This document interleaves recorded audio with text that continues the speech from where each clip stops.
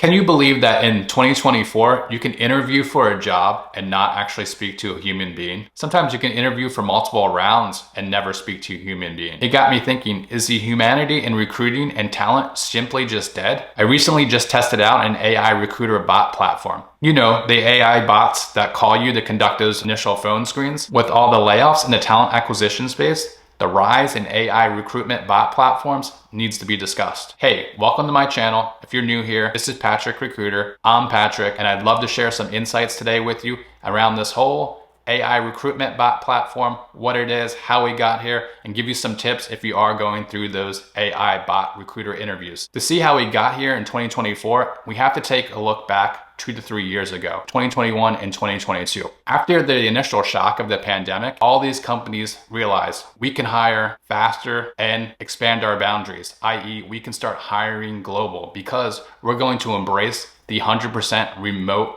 work environment. Everybody loved it. It was a great time. Companies were now boundaryless. All they had to do was decide where they wanted to hire and find the best talent in that particular area. It was as simple as that. Companies were growing left and right. You as a candidate could jump job to job, oftentimes getting a better work-life balance that came with better pay. It was a great time for hiring. This leads us to 2023 when companies realized they had a problem. They simply overhired. They did not need all these employees. They realized less was more. We needed to shift back into more of a formal work environment.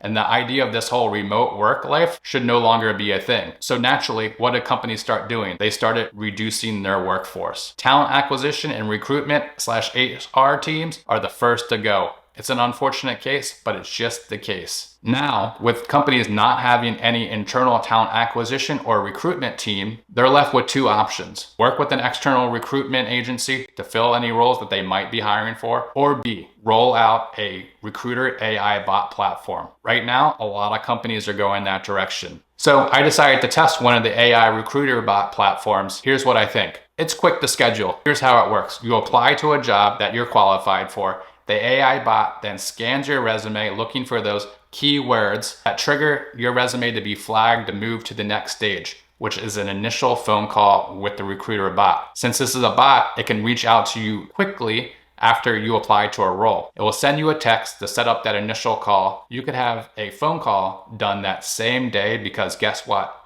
Bots don't need breaks. They can conduct these calls 24/7, one right after the other. Whatever your availability is, that's when these interviews will happen. The simplicity of actually setting up the call via text was very easy. Second, it was nice to have a phone call versus a virtual interview. And then third, it was a quick call. You'll only need to dedicate about 15 minutes of your time to complete this interview. With that being said, there were a lot of concerns that I had around recruiting AI bot platforms. First, when you're answering a question, if you take too long of a pause during that question, the bot might think that you're done answering and simply just move on to the next question. You can't actually go back and re-answer that first question that you were just thinking about. There were also just a lot of communication errors that I had with the bot as well. And forget about asking too many questions. The bot simply can't answer them, especially if they're more complex questions. You would just get an auto response every time that the bot doesn't know it. The bot will say, I do not know the answer to that question. And you'll just have to move on and accept it for what it's worth. And then the biggest drawback is the simple lack of the human presence during the call. So if you find yourself taking one of these AI recruiter bot interviews, let me give you some tips to help get you better prepared. First, be very concise. Answer your question in 1 to 2 sentences and no more. Second,